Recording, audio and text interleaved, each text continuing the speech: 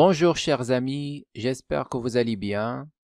Dans cette vidéo, je vais corriger avec vous un devoir surveillé sur les ondes lumineuses dans lequel on étudiera le phénomène de diffraction d'une radiation laser à travers une fente et le phénomène de dispersion dans un CD. Cette vidéo est destinée aux étudiants deuxième année bac, sciences mathématiques et sciences physiques. Ondes lumineuses. La nouvelle génération de lecteurs CD et DVD comporte un laser bleu, le Blu-ray, dont la technologie utilise une longueur d'onde lambda B égale à 405 nanomètres dans le vide, d'une couleur bleue pour lire, écrire et stocker davantage d'informations et données sur un disque CD ou DVD. Les anciennes techniques utilisent respectivement des lasers infrarouges et rouges.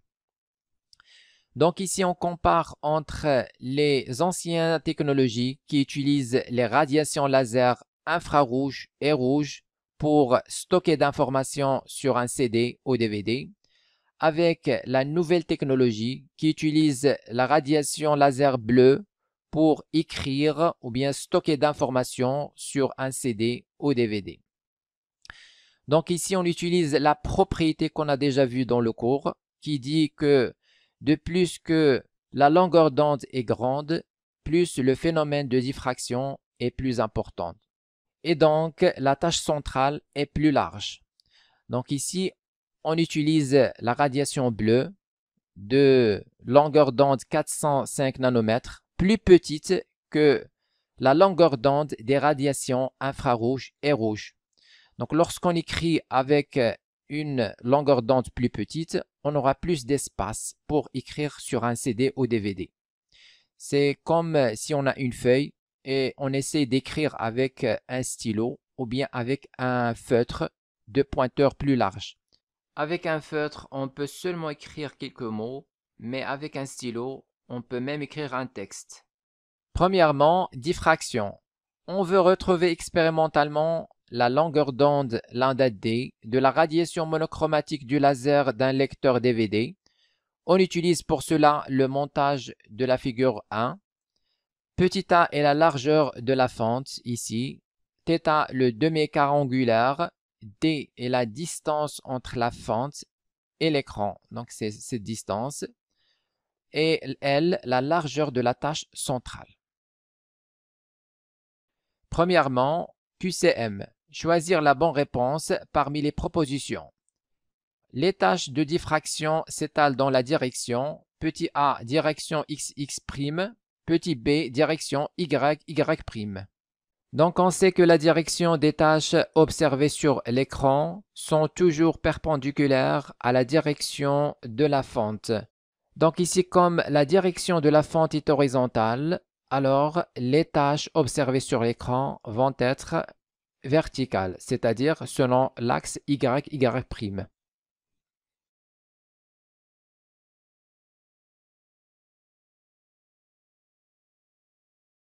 Les tâches de diffraction s'étalent dans la direction YY'.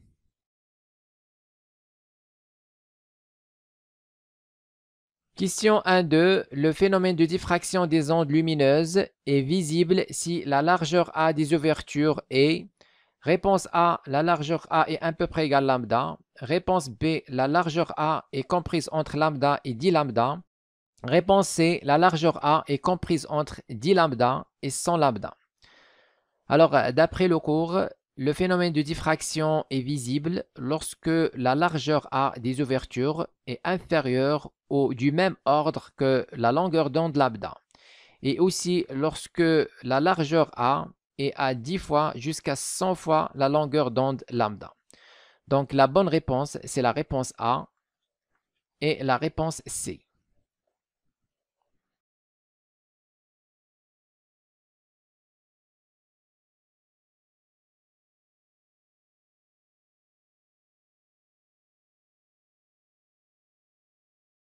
Deuxième question, expression de lambda.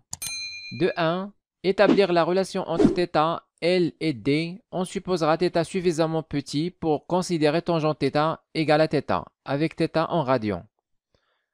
Alors on a... Donc ici, on va calculer tangente θ égale côté opposé, c'est-à-dire L sur 2 sur l'adjacent qui est la distance D.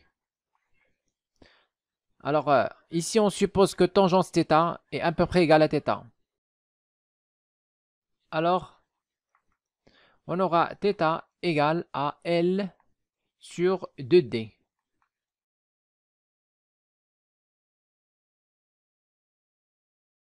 Question 2.2. Donnez la relation entre θ, lambda d et A en indiquant l'unité de chaque grandeur. Donc on a, d'après le cours, l'écart angulaire θ est égal à la longueur d'onde lambda d sur la largeur A. Avec la largeur A est en mètres et la longueur d'onde lambda d aussi en mètres et l'écart angulaire θ en radians.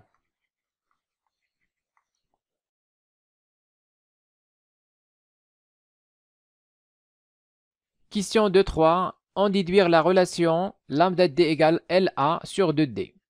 Alors, d'après la question précédente, on a θ égale à lambda d sur A d'une part, et d'autre part, on a θ égale à L sur 2D.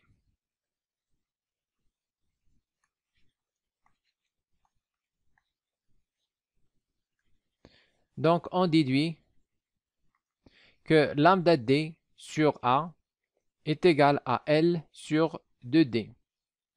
Maintenant, on tire lambda d. Lambda d égale à LA sur 2D.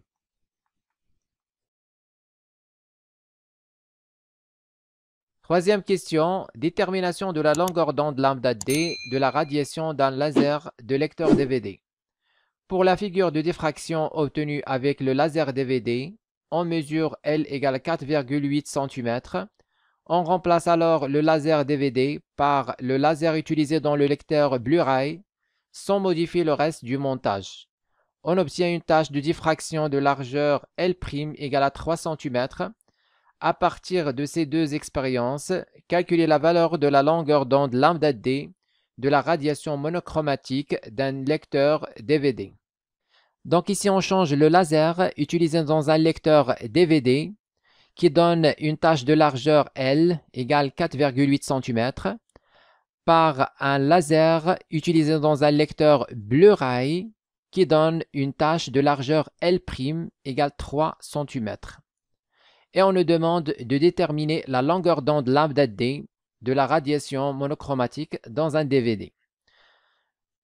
Donc ici, on a, d'après ce qui précède, lambda d, la longueur d'onde utilisée dans un lecteur DVD, égale à, donc d'après la formule précédente, c'est L fois la largeur de la fente A sur 2D. Alors maintenant, dans la nouvelle expérience, on a lambda b, c'est-à-dire la longueur d'onde de la radiation Blu-ray est égale à, donc même formule, mais on va changer la largeur L par la largeur L'. On va avoir L' fois petit a sur 2D. Donc ici, on dit qu'on ne change pas le montage. Donc le montage reste sans modification. C'est-à-dire on va avoir la même fente de largeur A. Donc les deux vont avoir le même A et la même distance D entre la fente et l'écran. Maintenant, on va tirer LD. Alors ici, on a LD en fonction de LA et D. Ici, on a lambda B en fonction de L'A et de D. Alors, pour la longueur d'onde lambda B dans un lecteur Blu-ray, donc c'est déjà donné dans l'énoncé, au début de l'énoncé, c'est lambda B égale à 405 nanomètres. Donc ici, pour déterminer lambda D, on ne connaît pas A et D. Donc tout ce qu'on va faire, on va faire le rapport pour éliminer A et D. Donc, on aura lambda D sur lambda B égale à LA sur 2D sur L'A sur 2D. Donc, lambda D sur lambda B est égal à, donc LA sur 2D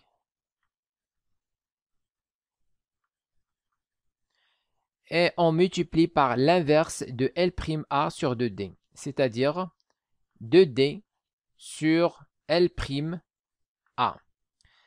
Maintenant, on simplifie donc A avec A et 2D avec 2D. Il reste L sur L'.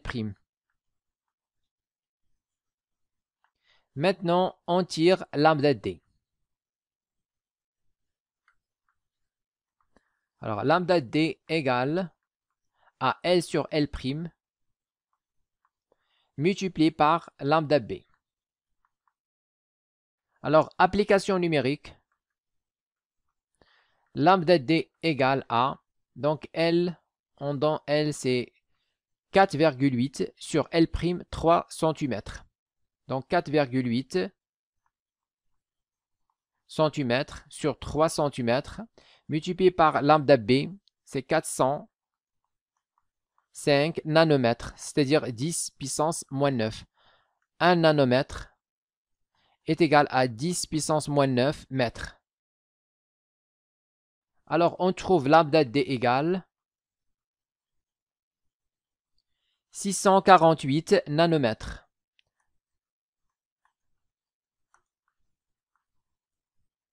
Donc 648 10 puissance moins 9 mètres, c'est-à-dire 648 nanomètres.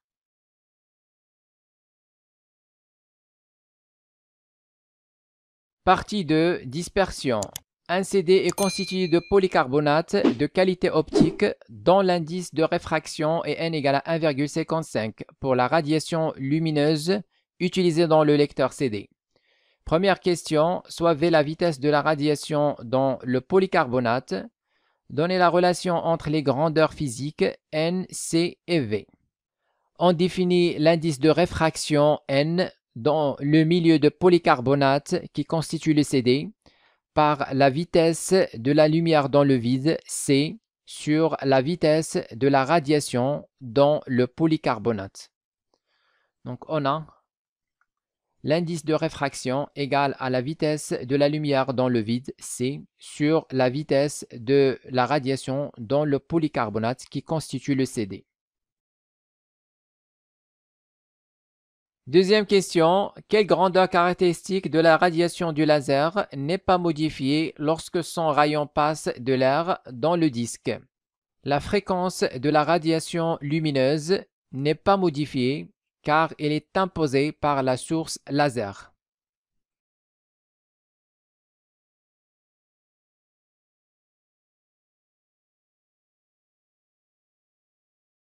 Troisième question, détermination de la longueur d'onde lambda d'un laser CD. 3.1. Le laser utilisé pour les CD a une longueur d'onde lambda C égale à 780 nanomètres dans le vide. Montrez que la longueur d'onde lambda du laser CD dans le polycarbonate vérifie lambda égale à lambda C sur N. Alors, la longueur d'onde lambda du laser CD est définie par la vitesse dans le polycarbonate du CD, qu'on appelle V, sur sa fréquence mu. Et on a aussi la longueur d'onde lambda C dans le vide est égale à la vitesse de la lumière dans le vide, C, sur la fréquence de la radiation. Maintenant, pour éliminer la fréquence, on va faire le rapport. Donc, on aura lambda sur lambda C égale à V sur mu sur C sur mu. Donc, c'est-à-dire V sur mu multiplié par l'inverse de C sur mu qui est mu sur C. On simplifie par mu, il reste V sur C. Alors, comme l'indice de réfraction N est égal à C sur la vitesse V, Donc V sur C, en fait, c'est 1 sur N. Donc, lambda sur lambda C est égal à 1 sur N. Maintenant, on tire lambda. Alors, lambda est égal à lambda C sur N. Voilà, c'est la formule qu'il fallait démontrer. Alors, dans la question 3.2, on nous demande de calculer lambda. Donc, on va faire l'application numérique. Donc, application numérique, lambda égale, donc lambda C, c'est 780 nanomètres et N, c'est 1,55. Donc, 780 nanomètres, c'est-à-dire 10 puissance moins 9 sur 1,55. Alors, on trouve lambda égale à 503 10 puissance moins 9, c'est-à-dire nanomètres.